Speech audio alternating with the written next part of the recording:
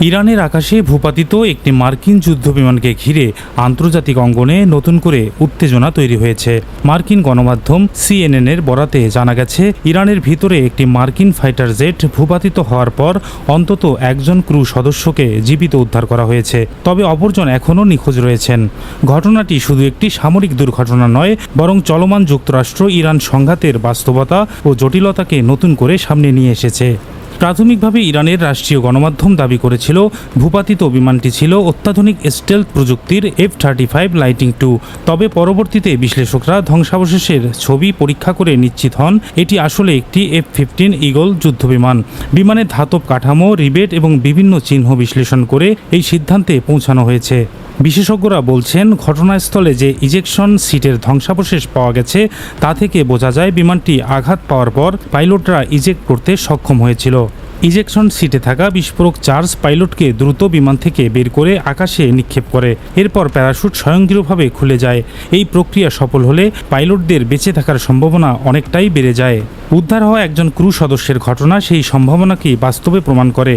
তবে সবচেয়ে বড় প্রশ্ন এখন, নিখোঁজ দ্বিতীয় ক্রু সদস্য কোথায়? মার্কিন সামরিক বাহিনী ইতিমধ্যেই তাকে উদ্ধারে সর্বোচ্চ প্রচেষ্টা চালাচ্ছে।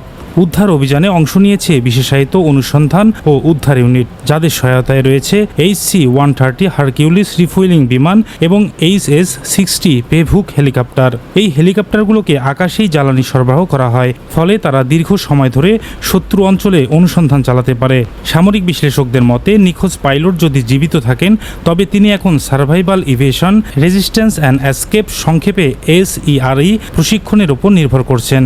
এই প্রশিক্ষণের মাধ্যমে পাইলটদের শেখানো হয় কিভাবে শত্রু অঞ্চলে লুকিয়ে থাকতে হয়, কিভাবে যোগাযোগ স্থাপন করতে হয় এবং কিভাবে উদ্ধার না হওয়া পর্যন্ত নিরাপদে থাকতে হয়। বিশ্লেষকরা বলছেন, রাতের অন্ধকারে এই ধরনের পরিস্থিতিতে পাইলটদের জন্য অনেক সময় সহায়ক হয়, কারণ এতে শত্রুর চোখ এড়িয়ে থাকা সহজ হয়। ঘটনাস্থল হিসেবে ইরানের দক্ষিণ পশ্চিমাঞ্চলের খুজেস্তান প্রদেশকে চিহ্নিত করা হয়েছে। এই অঞ্চলটি কৌশলগতভাবে অত্যন্ত গুরুত্বপূর্ণ এবং দীর্ঘদিন ধরেই সামরিক তৎপরতার কেন্দ্রবিন্দু হিসেবে পরিচিত। এখানেই মার্কিন ও মিত্রবাহিনীর বিভিন্ন বিমান অভিযান পরিচালিত হয়েছে বলে ধারণা করা হচ্ছে।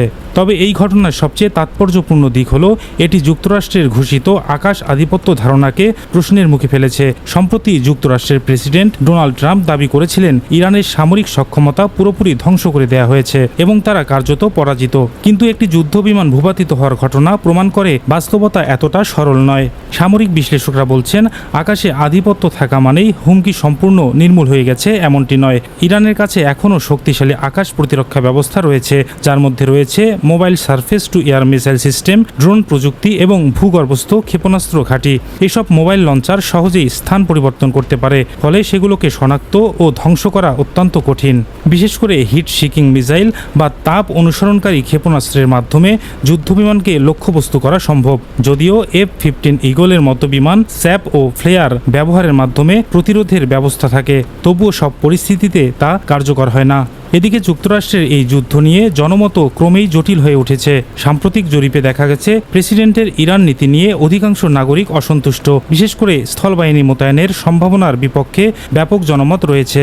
বিশ্লেষকরা বলছেন, যুদ্ধের ময়দানে সাফল্য থাকলেও জনসমর্থন ছাড়া দীর্ঘমেয়াদী সংঘাত টিকিয়ে রাখা কঠিন। রাজনৈতিক বিশ্লেষকদের মতে, যুদ্ধের বাস্তবতা সবসময়ই বহুমাত্রিক। একদিকে সামরিক সাফল্য, অন্যদিকে অনিশ্চয়তা ও ঝুঁকি, এই দুইয়ের সমন্বয়েই গড়ে ওঠে প্রকৃত চিত্র। এই ঘটনাটি সেই জটিল বাস্তবতাকে আবারও সামনে নিয়ে এসেছে। সব মিলিয়ে ইরানে মার্কিন যুদ্ধবিমান ভূপাতিত হওয়ার ঘটনা শুধু একটি সামরিক ইস্যু নয়, এটি একটি কৌশলগত, রাজনৈতিক এবং মানবিক সংকটের প্রতিচ্ছবি। তবে সবার দৃষ্টি নিবদ্ধ রয়েছে নিখোঁজ ক্রু সদস্যের দিকে। তিনি কি জীবিত আছেন এবং তাকে নিরাপদে উদ্ধার করা সম্ভব হবে কিনা? এই প্রশ্নগুলোর উত্তরই নির্ধারণ করবে এই ঘটনার পরবর্তী অধ্যায় এবং হয়তো পুরো যুদ্ধের গতিপথ।